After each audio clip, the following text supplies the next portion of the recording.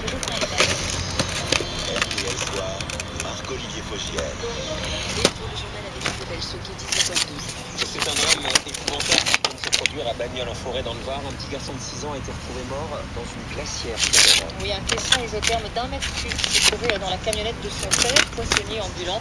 C'est d'ailleurs lui qui a fait cette terrible découverte en partant travailler à l'aube. Tiffaine de Roquigny, vous êtes la correspondante d'RTL dans la région. Pas de raison pour l'instant d'imaginer autre chose qu'un accident. Absolument, le médecin légiste qui a observé le garçonnet n'a relevé aucune trace de coup. Et selon les premières auditions, l'enfant avait l'habitude de jouer dans le camion de son père. Dans ce chemin situé un peu à l'écart du village, les parents et les grands-parents vivent côte à côte. Et c'est pour cela que personne ne s'est inquiété lorsque le petit garçon a disparu. Daniel Bruyera, le procureur de Draguignan. Les premiers éléments que nous avons nous disent que depuis hier en fin d'après-midi, nous ne savons plus de l'enfant. Il y a une situation très particulière, deux maisons sur le même terrain, parents, grands-parents réunis, de sorte que parfois l'enfant est chez ses parents, parfois il est chez ses grands-parents, ce qui peut ouvrir la voie à une absence de contrôle. L'autopsie qui devrait avoir lieu demain devrait permettre d'éclaircir les circonstances du drame.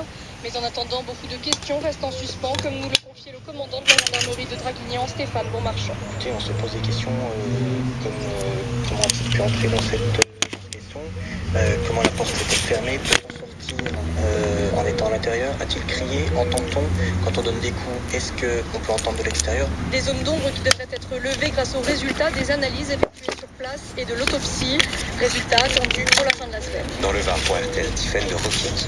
À Lille maintenant, 3 skinheads sont jugés pour avoir agressé les employés d'un bar homosexuel. C'était en avril, en plein débat, vous en souvenez, sur le mariage pour tous. Le patron de l'établissement, son associé et un serveur ont été insultés et frappés. Le bar a été vandalisé. Franck Hanson, vous suivez l'audience pour RTL. Les 3 accusés nient les faits. Oui, ces 3 jeunes garçons, cheveux rasés, chemises qui dissimulent partiellement de gros tatouages, veulent bien reconnaître quelques coups ou dégradations dans ce bar du Vieux-Lille. Mais jamais ils n'ont proféré d'insultes homophobes. Pourtant, le patron du vice-versa est formel. L'un des prévenus l'a bien menacé d'un « regarde-moi dans les yeux, sale pédé ».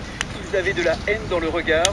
Le visage dur, plutôt nerveux, Johan, à la barre, admet du bout des lèvres son engagement aux jeunesses nationalistes révolutionnaires dans la mouvance d'extrême droite. Mais c'était avant, lâche cet ex-employé des Eaux du Nord, je n'étais pas dans les têtes pensantes.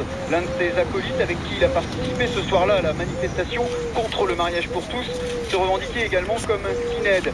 C'est un mode vestimentaire et de la musique, précise-t-il. C'était un peu plus que ça peut-être, interroge le président sceptique. Les témoignages des clients étaient sans ambiguïté, rappelle la partie civile.